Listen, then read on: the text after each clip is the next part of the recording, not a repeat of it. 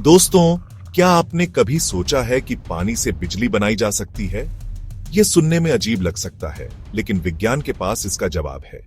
आज हम एक ऐसे ही अनोखे प्रयोग के बारे में जानेंगे, जिससे पानी से बिजली बनाई जा सकती है। इस प्रयोग को इलेक्ट्रोलाइसिस कहा जाता है। यह प्रयोग न केवल रोचक है, बल्कि भविष्य के लिए बहुत महत्वपूर्ण भी है। इलेक्ट्रोलाइसिस एक ऐसी प्रक्रिया है जिसमें पानी को उसके मूल तत्वों हाइड्रोजन और ऑक्सीजन में विभाजित किया जाता है। यह प्रक्रिया तब होती है जब पानी में विद्युत धारा प्रवाहित की जाती है। इस प्रक्रिया के लिए हमें एक विशेष प्रकार का उपकरण चाहिए होता है, जिसे इलेक्ट्रोलाइटिक सेल कहा जाता है।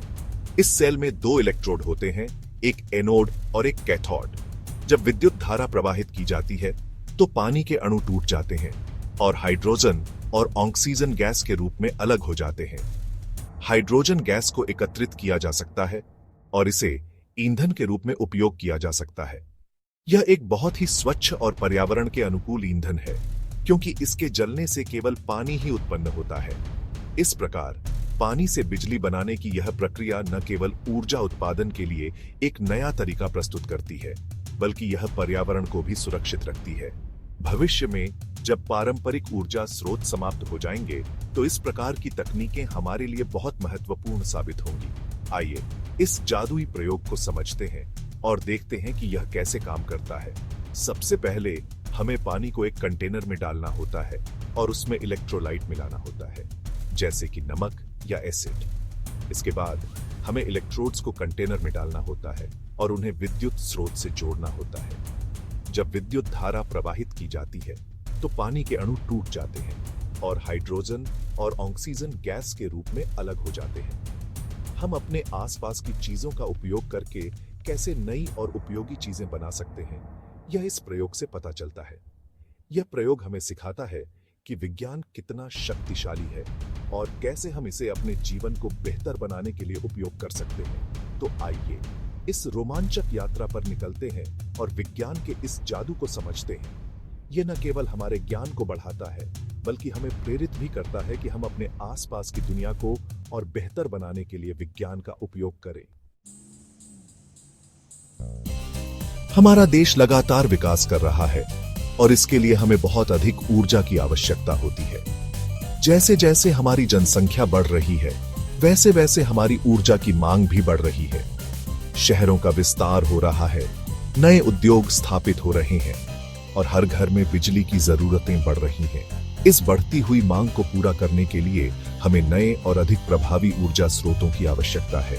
लेकिन कोयला, पेट्रोल जैसे ऊर्जा के पारंपरिक स्रोत धीरे धीरे खत्म होते जा रहे हैं। इन स्रोतों पर हमारी निर्भरता न केवल हमारे पर्यावरण को नुकसान पहुंचा रही है, बल्कि यह भी सुनिश्चित नहीं है कि ये स्रोत हमें लंबे समय तक ऊर्जा प्रदान कर पाएंगे। इसके अलावा इन स्रोतों से उत्पन्न होने वाला प्रदूषण हमारे स्वास्थ्य और पर्यावरण के लिए हानिकारक है। ऐसे में हमें ऐसे नए ऊर्जा स्रोतों की तलाश है जो सस्ते, सुलभ और पर्यावरण के अनुकूल हों। सौर ऊर्जा, पवन ऊर्जा और जल विद्युत जैसे विकल्प हमारे सामने हैं। ये स्रोत न केवल अक्षय हैं, बल्कि इनसे उत्पन्न होने वाली ऊर्जा भी स्वच्छ होती है। हमें इन स्रोतों को अपनाने और इन्हें और अधिक प्रभावी बनाने की दिशा में काम करना होगा। पानी से बिजली बनाना इस दिशा में एक महत्वपूर्ण कदम है। जल विद्युत संयंत्रों के माध्यम से हम बड़ी मात्रा में बिजली उत्पन्न कर सकते हैं। यह प्रक्रिया न केवल प्रभावी है, बल्कि पर्यावरण के लिए भी सुरक्षित है। पानी की शक्ति का उपयोग करके हम एक स्थायी और स्वच्छ ऊर्जा स्रोत प्राप्त कर सकते हैं। यह प्रयोग हमें दिखाता है कि हम पानी का उपयोग करके बिजली कैसे बना सकते हैं। वैज्ञानिक और इंजीनियर लगातार इस तकनीक को और बेहतर बनाने के लिए काम कर रहे हैं। छोटे हाइड्रो पावर मॉडल और प्रयोगशालाओं में किए गए परीक्षण हमें यह दिखाते हैं कि हम इस तकनीक को और अधिक प्रभावी कैसे बना सकते हैं। पानी एक ऐसी चीज है जो हमें प्रकृति से मुफ्त में मिलती है। नदियां, झीलें और अन्य जल स्रोत हमें इस ऊर्जा को प्राप्त करने का अवसर प्रदान करते हैं। हमें इन स्रोतों का सही तरीके से उपयोग करना सीखना होगा, ताकि हम अपने ऊर्जा की जरूरतों को पूरा कर सकें। अगर हम इस तकनीक को और विकसित कर लें, तो भविष्य में बिजली की समस्या का समाधान हो सकता है। उन्नत हाइड्रो पावर तकनीकें हमें एक स्थायी और स्वच्छ ऊर्जा स्रोत प्रदान कर सकती हैं। हमें इस दिशा में और अधिक अनुसंधान और विकास की आवश्यकता है ताकि हम अपने भविष्य को सुरक्षित और स्वच्छ बना सकें। जल विद्युत संयंत्रों का भविष्य उज्जवल है और यह हमें एक स्थायी ऊर्जा स्रोत प्रदान कर सकता है।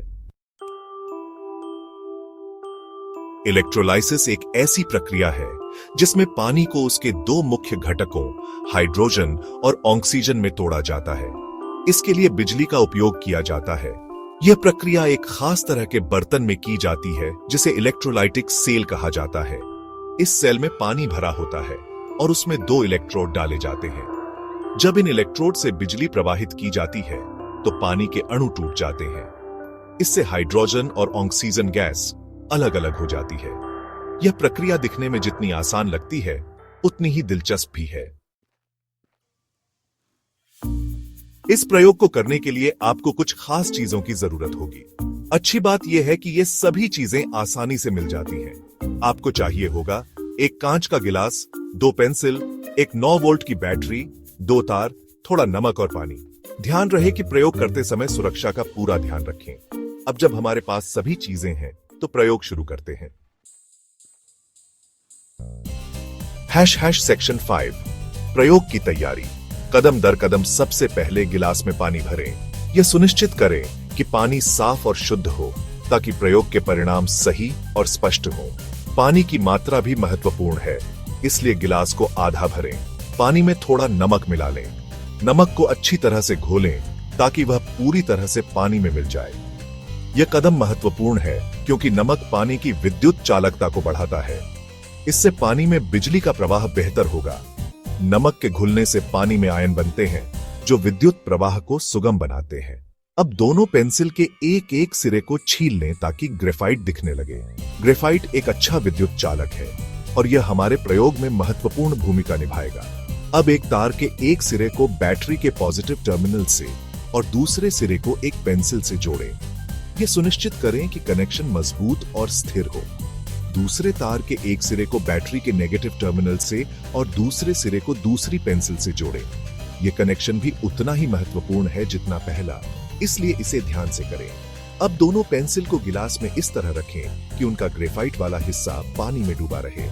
यह सुनिश्चित करें कि पेंसिलें स्थिर रहें और हिले नहीं। क्या आपने गौर किया कि पानी में बुलबुले बनने लगे हैं? यह इस बात का संकेत है कि विद्युत प्रवाह शुरू हो गया है और हमारा प्रयोग सफल हो रहा है। बुलबुले बनने का मतलब है कि पानी में विद्युत प्रवाह हो रहा है, जो हमारे प्रयोग का मुख्य उद्देश्य था। सेक्शन 6 सावधानियां सुरक्षा। सबसे पहले इस प्रयोग को करते समय कुछ सावधानियां बरतना बहुत जरूरी है। पहले तो बिजली से सावधान रहे।